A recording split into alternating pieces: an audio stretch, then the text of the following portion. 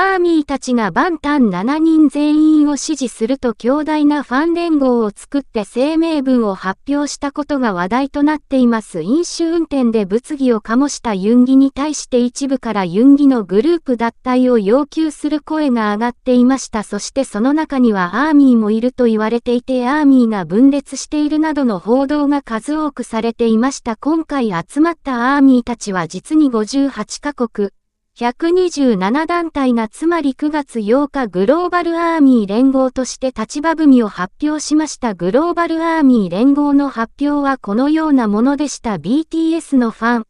アーミーは全世界に基盤を置く大規模ファンダムです。しかし最近、ごく少数の人々がみだりぎして大多数のアーミーの意思に反する要求をアーミー全体の意見のようにメディアを通じて発言している匿名の裏に隠れたそれらの団体の独断的な行動に対して国内外のアーミーたちが何度も同意していないことを表明したにもかかわらず彼らはアーミーの名前を前面に出しファンの立場に反する行為を継続していると主張しました。そしてこのような状況で他のアイドルグループのファンがこれを主導した状況も発見されたため国内外のグローバルアーミー連合の立場を明確にすると伝えました。そしてこのように続けます。大多数のアーミーたちの意見を目察したままファン代表を辞任する集団はアーミーを代弁できないグローバルアーミー連合は彼らにアーミーの名前を悪用する行為を止めることを要求する。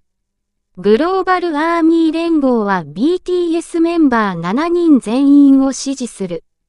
グローバルアーミー連合はメンバーに適法な手続きに従う結果以上の責任を要求しないといった立場を全世界に発信しました。また最後に各国のグローバルアーミーファンベースが集まり変わらず BTS の7人全員を支持するという共同の意見を伝えると再び強く主張しました。この動きに賛同するアーミーはもちろん多いはずです。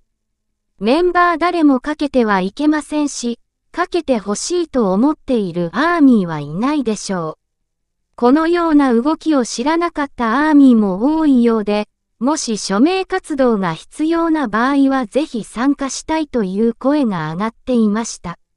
ユンギが一瞬で摘発された後一部の人々からユンギに脱退を求める声が上がりました。それが最初はアーミーたちが企てたものだと言われていたためアーミーからは疑問と怒りの声が上がっていましたよね。ユンギは現在も社会含む要員として職務を全うしているところです。ユンギの精神的な部分も非常に心配です。2025年6月にはメンバー全員が兵役を終えて復帰するという流れで雲木の件がその障害になるのではないかと悪い報道がされアーミーでも混乱をしていたはずです。私たちの認識通りこれはごく少数のアーミーの意見に過ぎず大半は他のファンダムが加わらてたものだと分かった今ユンギとバンタンを全力で応援と支持していきましょう。ご視聴いただきありがとうございました。チャンネル登録と高評価お願いいたします。